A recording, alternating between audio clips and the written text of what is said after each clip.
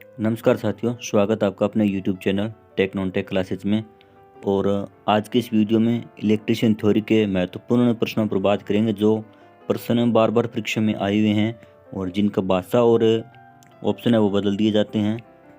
तो इस वीडियो में आपको कुल 30 क्वेश्चन करवाए जाएंगे और हर क्वेश्चन का ऑप्शन भी हम एक्सप्लेन करने की कोशिश करेंगे। तो देखिए, एक नंबर क्वेश्चन से शुरू करते हैं कि अल्टरनेटर की गति, ध्रुवों की संख्या और फ्रीक्वेंसी में संबंध पूछा गया है। तो ये हो जाएगा F बराबर PN/120। इस उत्तर पर फ्रीक्वेंसी के दो ऑप्शन हमको दिए गए हैं, 1 नंबर और 4 नंबर। ये कट गया क्योंकि फ्रीक्वेंसी के विलोमानुपात में फ्रीक्वेंसी दर्शाई गई है और इसमें फ्रीक्वेंसी के विलोमानुपात में गति दर्शाई गई है। ये दोनों कट गए। अब गति के आधार पर बात करते हैं तो N बराबर F इंटू 120/P, यानी कि गति के समानुपात में फ्रीक्वेंसी और विलोमानुपात में पोल होंगे। यानी कि अगर पोल की संख्या ज़्यादा होगी तो गति अपने आप कम हो जाएगी। तो इस सूत्र पर ऑप्शन नंबर 2 अपना सही होगा। और नेक्स्ट क्वेश्चन है कि अल्टरनेटर की गति बढ़ाने पर फ्रीक्वेंसी, और ये क्वेश्चन भी इसी सूत्र पर आधारित है कि F बराबर PN/120। तो इस सूत्र के हिसाब से फ्रीक्वेंसी और गति में समानुपात का संबंध है।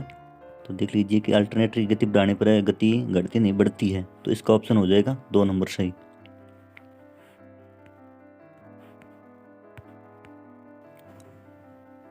अगला क्वेश्चन है कि उच्च क्षमता के अल्टरनेटर में प्रयुक्त रोटर में प्रयुक्त शाफ्ट बीयरिंग किस प्रकार की होती है? जनरल बीयरिंग, रोलर बीयरिंग और बॉल बीयरिंग और बुश बीयरिंग। तो इसका ऑप्शन हो जाएगा रोलर बीयरिंग, क्योंकि उच्च प्रकार के जितने भी अल्टरनेटर होते हैं वहाँ पर रोलर बीयरिंग का प्रयोग किया जाता है और सामान्य गाड़ियों में जनरल बीयरिंग होता है और बॉल बीयरिंग का प्रयोग वो छोटे मशीनों में किया जाता है। और अगला क्वेश्चन है कि अल्टरनेटर में वितरित कुंडली प्रयोग करने का लाभ क्या है? तो अल्टरनेटर में वितरित कुंडली यानी इसको डिस्ट्रीब्यूशन कॉइल भी बोलते हैं। जब अल्टरनेटर पर लोड का मान बदलता है तो उसके मान में आने वाले उतार चढ़ाव को कम करने या उसको बैलेंस को बनाए रखने के लिए एक अतिरिक्त कॉइल का प्रयोग किया जाता है और जिसका प्रयोग वोल्टेज तरंग में सुधार लाने के लिए किया जाता है। इसका ऑप्शन हो जाएगा 1 नंबर सही। और अगला क्वेश्चन है कि शीतलन की क्रिया में सबसे कम घर्षण हानि उत्पन्न करने वाला शीतलक कौन सा होता है? जैसा कि उच्च प्रकार की मशीनें, अल्टरनेटर वगैरह जहाँ विद्युत उत्पादन किया जाता है वहाँ पर कूलिंग के रूप में किसका प्रयोग किया जाता है कि जल, हाइड्रोजन, तेल, नाइट्रोजन, इनमें से कोई नहीं। तो इसका ऑप्शन हो जाएगा कूलिंग के रूप में जो उच्च प्रकार की मशीनें होती हैं, बड़ी मशीनें, उसमें ज़्यादातर हाइड्रोजन का प्रयोग किया जाता है। हाइड्रोजन के रूप में इसका सर्वश्रेष्ठ उपयोग होता है।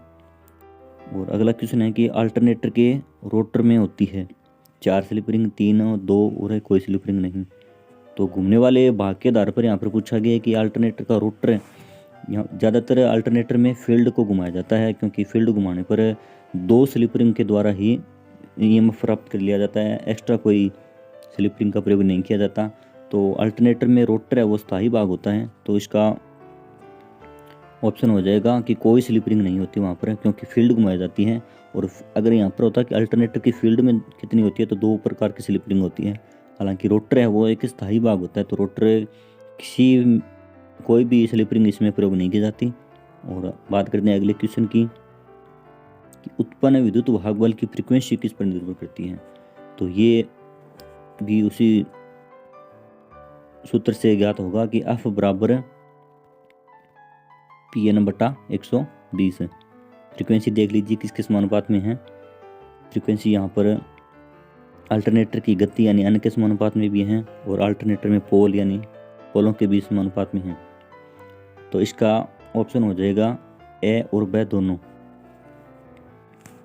और अगला क्वेश्चन है कि अल्टरनेटर के समांतर प्रचालन की आवश्यक शर्त क्या है? जब 2 अल्टरनेटर को एक्स्ट्रा लोड संयोजित किया जाता है तो उनको समांतर में संयोजित किया जाता है ज़्यादा लोड बढ़ने पर। तो इसका ऑप्शन हो जाएगा कि अल्टरनेटर में फ्रीक्वेंसी है वो समान होनी चाहिए या टर्मिनल वोल्टेज समान होनी चाहिए या फेज सीक्वेंस समान होना चाहिए। तो अल्टरनेटर को समांतर में प्रचालन के लिए सभी शर्तें हैं वो पूरी होनी चाहिए। तो इसका ऑप्शन हो जाएगा 4 नंबर उपरोक्त सभी। और अगला क्वेश्चन है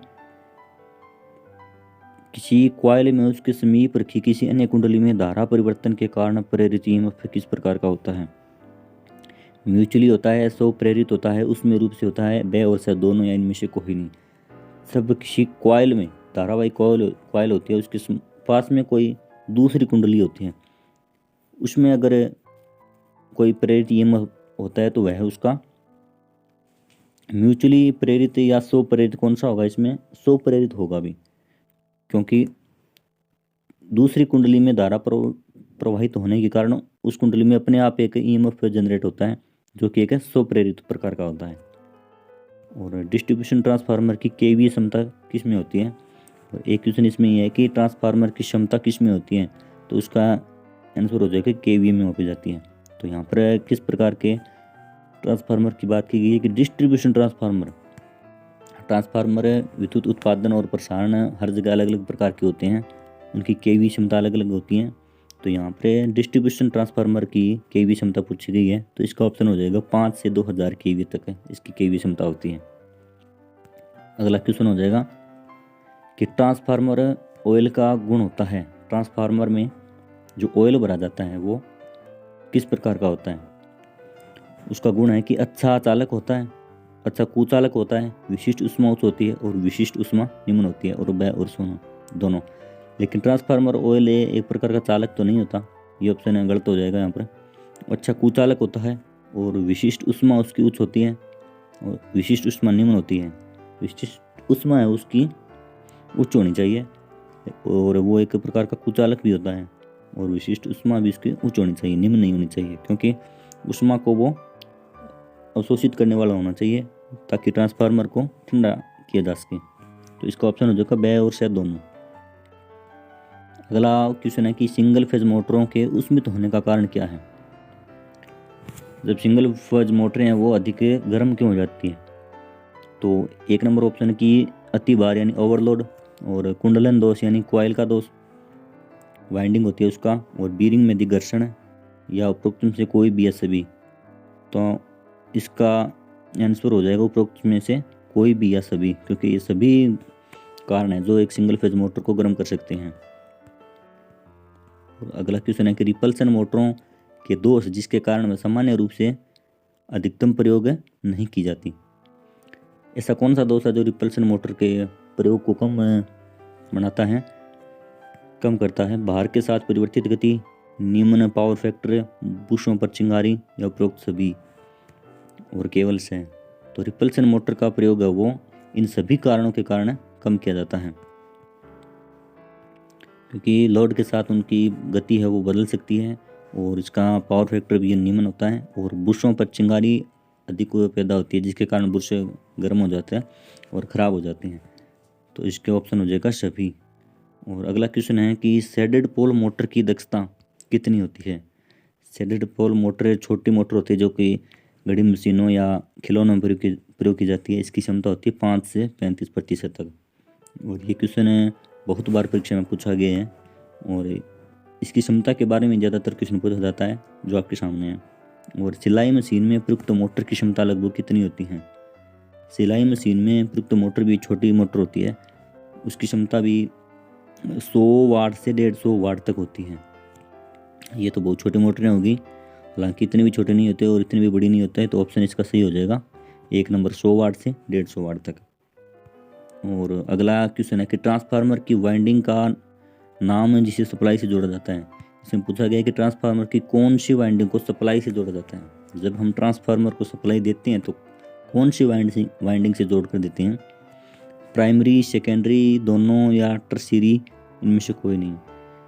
टर्शियरी वाइंडिंग का उपयोग सामान्य प्रकार के ट्रांसफार्मर नहीं होता, ये दूसरे अलग जहाँ अनबैलेंस लोड हो जाता है वहाँ पर इसका प्रयोग किया जाता है। तो इसका ऑप्शन हो जाएगा प्राइमरी वाइंडिंग, क्योंकि प्राइमरी वाइंडिंग होती है जिसको सप्लाई से जोड़ा जाता है, और सेकेंडरी वाइंडिंग वो होती है जिससे ट्रांसफार्मर को आगे सप्लाई दी जाती है। ट्रांसफार्मर से हम सप्लाई लेते हैं तो सेकेंडरी से लेते हैं, जो कि स्टार या डेल्टा में जुड़ी होती हैं।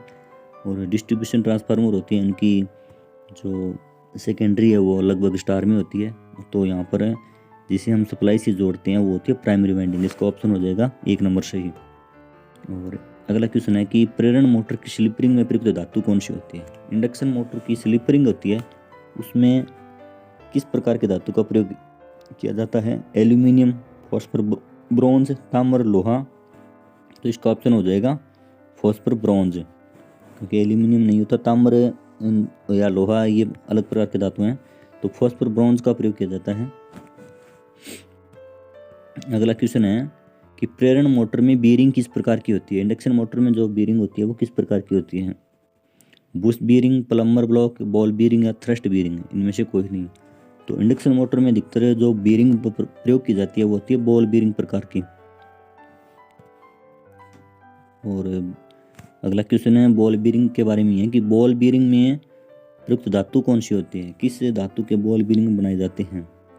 गलमा लोहा, स्टेनलेस स्टील या कार्बन क्रोम स्टील या ब्रॉन्ज कांसा। तो इसका ऑप्शन हो जाएगा कि बॉल बीयरिंग है वो ब्रॉन्ज या कांसे की बनाई जाती है, जो कि आसानी से घिसती नहीं है। और अगला क्वेश्चन हो जाएगा कि धारा वहन करता हुआ चालक चुंबकीय क्षेत्र में स्वतंत्र रूप से घूमता है, इसके घूमने की दिशा ज्ञात की जाती है। कॉर्क पेच का नियम, फ्लेमिंग का बाएं हाथ का नियम, दाएं हाथ का नियम, और ए और ब दोनों, इनमें से कोई नहीं। बाकी जब धारावाही चालक या धारा वहन करता हुआ चालक जब चुंबकीय क्षेत्र में घूमता है तो उसके चुंबकीय क्षेत्र की दिशा ही उसकी घुमाव दिशा होती है। और ये ज्ञात करने के लिए दो नियम होते हैं, कॉर्क स्क्रू नियम इसको बोल सकते हैं, और ओरेस्टेड का राइट हैंड रूल या दाएं हाथ का नियम इसको बोलते हैं। इसका ऑप्शन हो जाएगा ए और स दोनों। यहाँ पर ए और स दोनों आएगा, ये दोनों ही ऑप्शन इसके सही होंगे। धारावाही चालक का चुंबकीय क्षेत्र ज्ञात करने के लिए दो प्रकार के नियम लगते हैं, और निम्न में से फ्लक्स का मात्रक नहीं है। देख लीजिए, वेबर, मैक्सवेल, टेस्ला, इनमें से कौन सा है वो फ्लक्स का मात्रक नहीं है? तो वेबर भी है और मैक्सवेल भी है, और टेस्ला इसमें फ्लक्स का मात्रक नहीं है। तो ए और स ये ऑप्शन नहीं हो सकता। इसका ऑप्शन होगा, ऑप्शन इसका सही होगा स, मतलब फ्लक्स का मात्रक नहीं है वो टेस्ला नहीं है, जबकि ये ए और ब दोनों तो हैं। तो टेस्ला इसका सही ऑप्शन होगा कि टेस्ला फ्लक्स का मात्रक नहीं है। अगला क्वेश्चन है कि मूविंग कॉइल यंत्र में उत्पन्न घुमाव बल के लिए सत्य है। ये क्वेश्चन है मूविंग कॉइल यंत्र यानी उपकरणों से जुड़ा क्वेश्चन है कि मूविंग कॉइल यंत्र में घुमाव बल यानी टॉर्क पूछा गया है कि टॉर्क और धारा में किस प्रकार का संबंध है। तो मूविंग आयरन प्रकार के यंत्र होते हैं, एमआई यंत्र है, उनका टॉर्क होता है वो धारा के वर्ग के समानुपात में होता है। और मूविंग कॉइल जो यंत्र होते हैं उनका टॉर्क है वो धारा के समानुपात में होते हैं। तो ये एमआई के लिए है, और इसका ऑप्शन नंबर 2 है वो सही होगा। मूविंग कॉइल यंत्रों के लिए उनका टॉर्क है वो धारा के समानुपात में होता है। और 3 फेज पावर फैक्टर में प्रयुक्त तीनों कुंडलियों के बीच का कोण कितना होता है? और ये ऑप्शन है, सिंपल सा क्वेश्चन है, इसका आंसर हो जाएगा कि 120 डिग्री का अंतर तीनों कॉइलों के बीच में होता है 3 फेज पावर फैक्टर मीटर में। और विद्युत शक्ति का मात्रक कौन सा है? विद्युत शक्ति का मात्रक अर्ग, न्यूटन, जूल, वाट। तो इसका ऑप्शन है सही होगा वाट में। विद्युत शक्ति या विद्युत पावर को किस में मापा जाता है? वाट में मापा जाता है। न्यूटन बल का हो गया, और जूल ऊष्मा का मात्रक हो गया। और अगला क्वेश्चन होगा कि एक विद्युत हीटर की सप्लाई वोल्टेज है वो 50% कम कर दी गई है, तो हीटर द्वारा ली गई पावर में कितनी कमी हो जाएगी?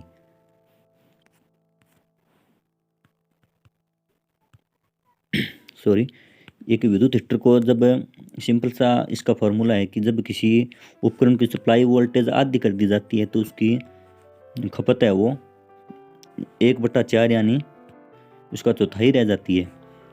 अगर ऑप्शन होता कि हीटर द्वारा वर्तमान में खपत कितनी की जा रही है तो इसका ऑप्शन हो जाता कि 25%। और अब पूछा गया है कि सप्लाई हीटर को कम 50% देने पर हीटर की खपत है वो कितनी, हीटर की खपत में कमी कितनी आ गई है? तो कमी आ गई है उसकी 75% की कमी आ गई है, और खपत 75% रह गई है। तो इसका ऑप्शन हो जाएगा 75%। 1 नंबर ऑप्शन इसका सही होगा। और अगला क्वेश्चन है कि एक परिपथ में वोल्टेज को 2 गुना और प्रतिरोध को आधा कर दिया जाता है तो धारा कितनी रह जाती है? तो सिंपल सा इसमें फॉर्मूला लगता है कि इस फॉर्मूले से हम देख सकते हैं कि I बराबर V/R। तो धारा और वोल्टेज में समानुपात का संबंध है। तो देख लेते हैं कि जैसे परिपथ में वोल्टेज दो गुनी कर दी और प्रतिरोध को आधा कर दिया, आधा यानी 0.5 कर दिया या 1/2 जितना भी आप रख सकते हैं। और अब इसको सोल्व करते हैं तो ये आएगा 4। इसका आंसर यानी परिपथ में धारा है वो 4 गुनी रह जाएगी। अब इसका आंसर हो जाएगा 4। और अगला क्वेश्चन है कि कॉइल या कुंडली के उस गुण को क्या कहते हैं कि जिसके कारण उसमें धारा परिवर्तन के कारण काउंटर ईएमएफ उत्पन्न होता है। काउंटर ईएमएफ को यहाँ पर बैक ईएमएफ भी बोल सकते हैं। तो इसका आंसर हो जाएगा, तो इसके ऑप्शन है म्यूचुअल प्रेरण, स्व प्रेरण, जड़त्व, चुंबकशीलता। तो इसका ऑप्शन हो जाएगा स्व प्रेरण। ये एक प्रकार का यह लेंज का ही नियम है कि बैक ईएमएफ है वो किस कारण है, खुद के विरोध या प्रतिरोध के कारण ही पैदा होता है। इसका ऑप्शन हो जाएगा स्व प्रेरण। अगला क्वेश्चन है कि किसी परिपथ को स्विच ऑफ करने पर उसमें चिंगारी उत्पन्न होती है यदि परिपथ में क्या हो, उच्च प्रतिरोध, उच्च धारिता, उच्च प्रेरकत्व, ए और बी दोनों। जब किसी परिपथ के स्विच को ऑन ऑफ करते हैं तो एक चिंगारी उत्पन्न होती है। वो किस कारण होती है, उच्च प्रेरकत्व यानी उच्च इंडक्टेंस के कारण वो चिंगारी उत्पन्न होती है। इसका ऑप्शन है का आंसर हो जाएगा 3 नंबर। और अगला है कि सिलिकॉन स्टील का उपयोग विद्युतिक मशीनों में ज़्यादातर किया जाता है क्योंकि सिलिकॉन स्टील में क्या होता है कि हिस्टैरिसीस हानियाँ कम होती है। सिलिकॉन स्टील की धारण क्षमता कम होती है, सिलिकॉन स्टील की कोरेसिविटी कम होती है। इसका आंसर हो जाएगा 1 नंबर ऑप्शन है कि हिस्टैरिसीस हानियाँ इसमें कम होती है। इस कारण सिलिकॉन स्टील का उपयोग है वो विद्युतिक मशीनों में ज़्यादातर किया जाता है। और हालांकि इसकी धारण क्षमता कम नहीं अधिकतम होती है, इसी कारण एक प्रकार का नरम लोहा होता है, इसी कारण इसका उपयोग सर्वाधिक किया जाता है और इसमें हानियाँ भी कम होती है। तो अगला क्वेश्चन है कि स्थैतिक रूप से प्रेरित विद्युत वाहक बल का मान किस पर निर्भर करता है। फ्लक्स के मान पर, फ्लक्स परिवर्तन की दर पर, कुंडली का प्रतिरोध, ए और स दोनों। तो स्थैतिक रूप से प्रेरित यानी ईएमएफ है वो, ईएमएफ का माध्यम है वो स्थैतिक है यानी स्थिर है।